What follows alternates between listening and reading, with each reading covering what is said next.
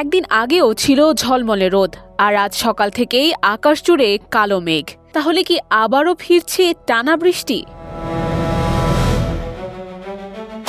আবহাওয়া অধিদপ্তর জানিয়েছে, বুধবার সকালেই বঙ্গোপসাগরে একটি লঘুচাপ সৃষ্টি হওয়ার সম্ভাবনা রয়েছে। লঘুচাপের প্রভাবে রাজধানী ঢাকা সহ দেশের বিভিন্ন এলাকায় বৃষ্টি হতে পারে।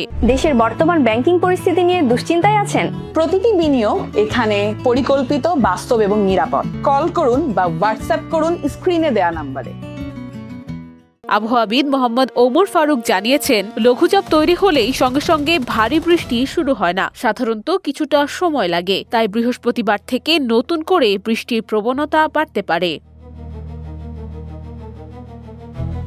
আজ রাজধানীতে হালকা বৃষ্টির সম্ভাবনা থাকলেও বিকেলের দিকে বৃষ্টি তুলনামূলক বেশি হতে পারে। তবে তা গত সপ্তাহের মতো ভারী বা দীর্ঘস্থায়ী হওয়ার সম্ভাবনা খুব কম। নতুন দফায় বৃষ্টি প্রথমে দেশের দক্ষিণ অঞ্চলে শুরু হতে পারে, পরে তা ধীরে ধীরে অন্য অঞ্চলে ছড়িয়ে পড়বে।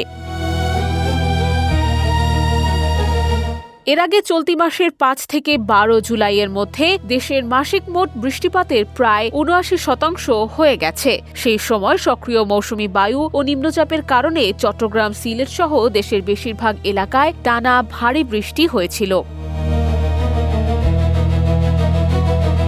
এদিকে গতকাল বৃষ্টি কমে যাওয়ায় দেশের তাপমাত্রাও বেড়েছে। রাজধানীতে সর্বোচ্চ তাপমাত্রা ৩৪ ডিগ্রি সেলসিয়াস ছাড়িয়ে যায়, যা আগের দিনের তুলনায় প্রায় ৫ ডিগ্রি বেশি। তবে আজ তাপমাত্রা আর বাড়ার সম্ভাবনা নেই বলে জানিয়েছে আবহাওয়া অধিদপ্তর।